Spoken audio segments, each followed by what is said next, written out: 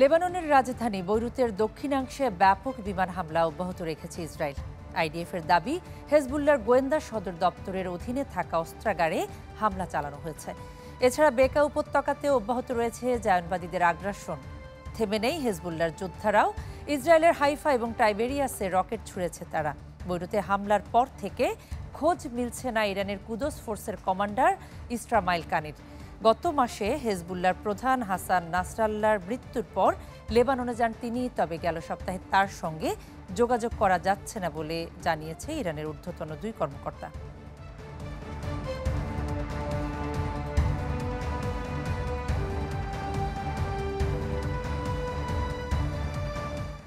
দর্শক, লেবাননে Hezbollah Israel সংঘর্ষের আরও খবর জানাতে আমাদের সঙ্গে বৈরুতে থেকে যোগ দিচ্ছেন প্রবাসী সাংবাদিক সুব্রত সাহা। সুব্রত, এই যে গাজার পর লেবাননের হামলা চালিয়েছে ইসরায়েল এবং গত ২৪ ঘন্টায় ১৫০টিরও বেশি নিশানায় বলা হচ্ছে বিভিন্ন সংবাদ মাধ্যমে হামলা করা হয়েছে। লেবাননের পরিস্থিতিটা আসলে জানতে চাই শুরুতে।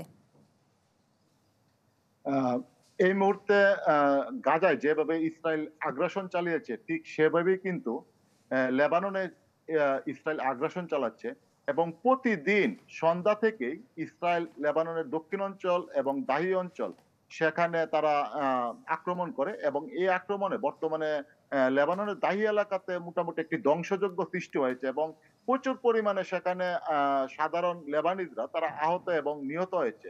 তবে সে লেবাননে ইসরায়েলের আক্রমণ এখনো কিন্তু অব্যাহত রয়েছে। ইতিমধ্যে প্রায় ১ লাখ লেবানিজ ইতিমধ্যে এই আক্রমণাত্মক এলাকা ছেড়ে তারা কিন্তু বৈরুতে আশ্রয় নিয়েছে। অনেক লেবানিজ তারা ইতিমধ্যে অন্য দেশে পাড়ি দিয়েছে।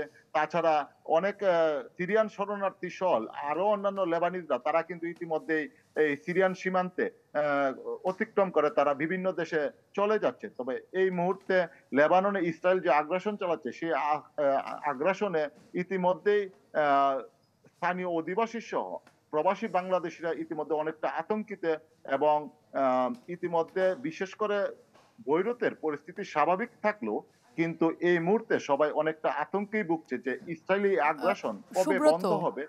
সুব্রত, আপনি বলছেন যে অনেকে আতঙ্কিত, আমাদের অনেক বাংলাদেশি প্রবাসীরা আছেন সেখানে লেবাননে। তারা কি পরিস্থিতিতে আছেন? তারা ফিরতে চাচ্ছেন কিনা? ফিরতে গেলে দূতাবাসগুলো তাদের জন্য কি ধরনের ব্যবস্থা রাখছে?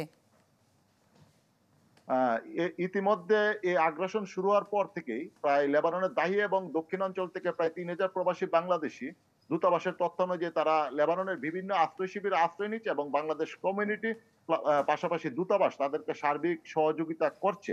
তবে বৈরুতের যারা যে সকল বাংলাদেশি আছে তারা একটু নিরাপদ থাকলেও কিন্তু এই আশ্রয় শিবিরে থাকা এই সকল ভুক্তভোগী প্রবাসীরা অনেকটা আতঙ্কে আছে, কারণ ইতিমধ্যে তারা তাদের কাজকর্ম নেই, তাদের কাছে অর্থ নেই এবং তাদের অনেকে বাংলাদেশে ফিরে যাওয়ার জন্য ইতিমধ্যে বাংলাদেশ সরকারের সহযোগিতা কামনা করছে এবং তাদের পরিবারগুলো যারা বাংলাদেশে আছে তারাও কিন্তু একরকম উদ্বেগ এবং উৎকণ্ঠার মধ্যে দিন পার করছে।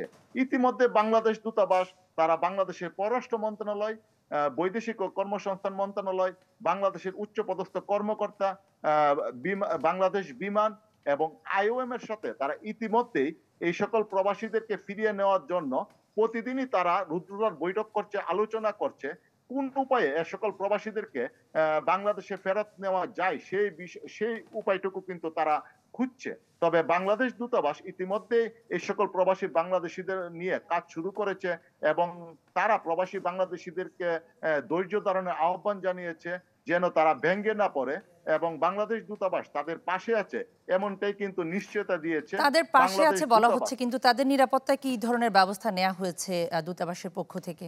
দৃশ্যমান কোনো উদ্যোগ আছে কিনা? ইতিমধ্যে যে সকল আশ্রয় শিবির গুলো আছে সেই আশ্রয় শিবির কিন্তু বৈরুতে, যার কারণে এখন পর্যন্ত বৈরুতে ইসরায়েল তেমন ভাবে হামলা করে নাই। তবে এখন পর্যন্ত তারা নিরাপদে আছে। তবে পরবর্তীতে এই যদি ইসরায়েলি আগ্রাসন বেড়ে যায় এই নিরাপদ স্থানটুকু কিন্তু অনেকটা বাধার সম্মুখীন হবে। তবে ইতিমধ্যে বাংলাদেশ দূতাবাস যদিও নতুন কোনো আশ্রয় শিবির বা নিরাপদ আশ্রয় শিবির ব্যাপারে তারা এখনো কোনো উদ্যোগ গ্রহণ করে নাই, তবে এই মুহূর্তে প্রবাসীদের দাবির পরিপ্রেক্ষিতে তাদেরকে দেশে ফেরানোর বিষয়ে তারা জোর দিয়েছে এবং এই বিষয়ে বাংলাদেশ সরকারের সাথে তারা আলোচনা অব্যাহত রেখে চলছে। আলোচনা অব্যাহত রেখেছে, যেমনটি আপনারা জানিয়েছেন। সুব্রত, আপনাকে অসংখ্য ধন্যবাদ আমাদের সঙ্গে যুক্ত হবার জন্য। মাঠের অলরাউন্ডার আমি, আর ঘরের allrounder Tilex. Tilex toilet cleaner, clean মানেই টাইলক্স।